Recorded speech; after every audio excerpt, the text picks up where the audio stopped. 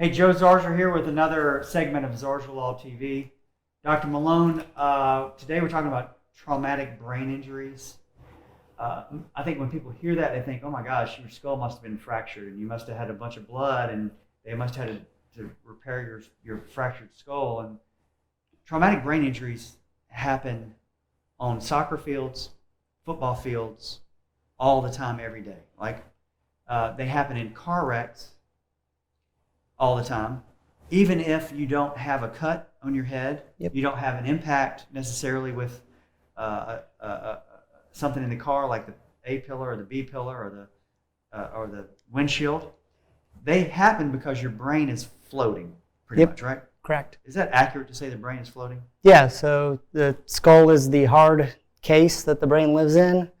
Between the brain and the skull is a fluid layer, and that's the cerebral spinal fluid. And so that fluid pads your brain in your day-to-day activities, but when you have a forceful impact... Or sudden deceleration or acceleration. Yeah, that's not enough to stop the brain from impacting the skull or shearing along the irregularly shaped inner lining of the skull. All right, so in the way that I think of it is, so if you think of something floating inside of a harder shell or case, and you throw that thing up against the wall, the case is going to hit the wall, but the thing that's floating inside is going to keep going. And it then impacts the shell, right?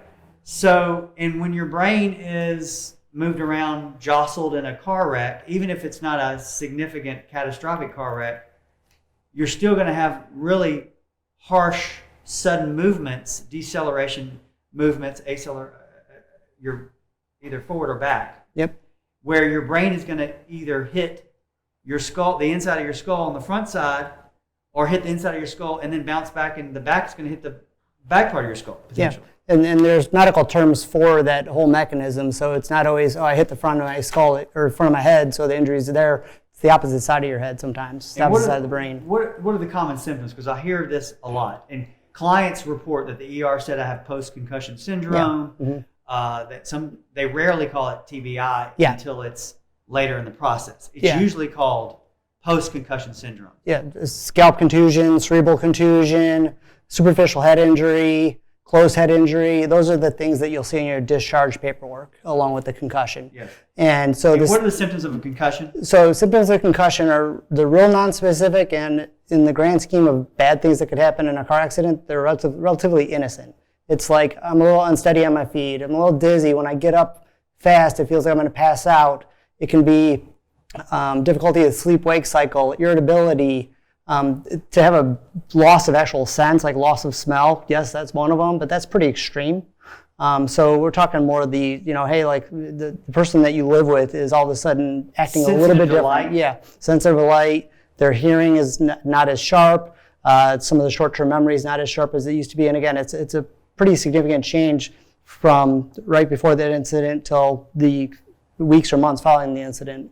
And to be keen enough to identify that as being the intervening incident, meaning, hey, this isn't just grandma's getting demented kind of stuff. It's ever since that car accident, This has happened. Yeah, exactly. Now, usually the third leading cause of these injuries are car wrecks, but there are other causes of these, right? Yep. What are they? Falls is number one, and that's falls like in your home setting. They're real common, and so hitting the head on a fixed structure is usually how these things result. And then number two is a blow to the head, and that includes your sport and recreational stuff that you had mentioned before, like on the soccer field and things like that.